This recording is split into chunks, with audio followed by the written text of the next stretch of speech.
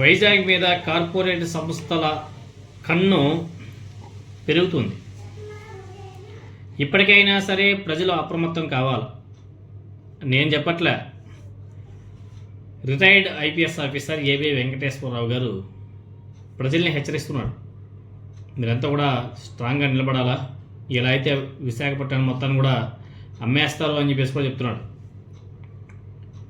విశాఖపట్నం ఉక్కు కర్మాగారాన్ని కాపాడుకోవడం మాత్రమే కాకుండా అదానీ, జిందాల్ వంటి సంస్థల నుంచి మొత్తం నగరాన్నే రక్షించాల్సిన అవసరం కూడా ఉంది అని చెప్పేసి ఈరోజు ఆర్టీసీ కాంప్లెక్స్ సమీపంలోని హోటల్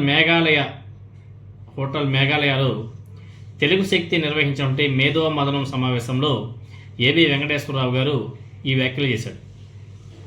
జిందాల్ సంస్థ విశాఖ స్టీల్ ప్లాంట్ మీద, అదేవిధంగా విశాఖ స్టీల్ ప్లాంట్ని స్వాధీనం కోసం ప్రయత్నిస్తుందంట.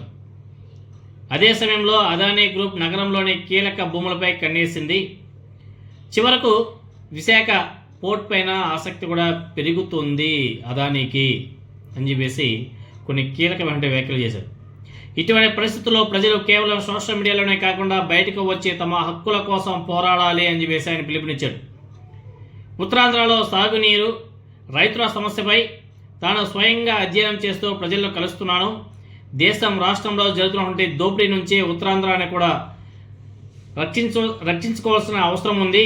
ఉత్తరాంధ్ర కూడా తప్పించుకోలేదు, వాళ్ళు కూడా ఇరకపోయారు అని చెప్పేసి కూడా ఆయన విమర్శించాడు. అంతేకాదు, విశాఖ స్టీల్ ప్లాంట్ చరిత్రను గుర్తు చేస్తూ 1971లో శంకుస్థాపన నుంచి ఎన్నో అడ్డంకులను ఎదుర్కొని ఇది ప్రాంతీయ గర్వంగా ఆనాడు నిలిచింది. 32 మంది త్యాగాలతో సాధించిన ఈ కర్మాగారాన్ని కాపాడుకోవడం ప్రతి ఒక్కరి యొక్క బాధ్యతగా భావించారు. నిర్వాసితులకు ఇప్పటికీ ఉద్యోగాలు ఇవ్వకపోవడం చాలా బాధాకరం.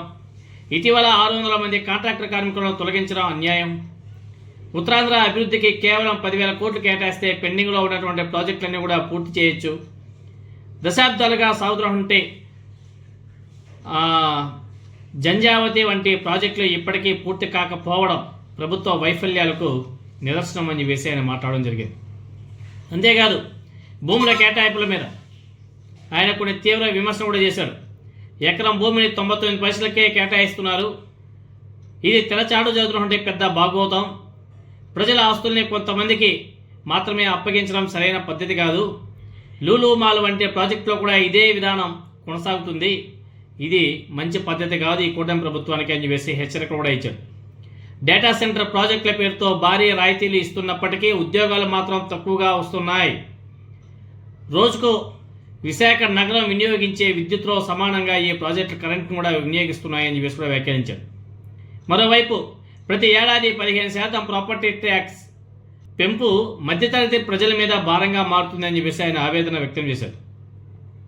అంతేకాదు, ప్రజాస్వామ్యంలో ప్రశ్నించే హక్కు ప్రతి ఒక్కరు కూడా ఉంటుంది.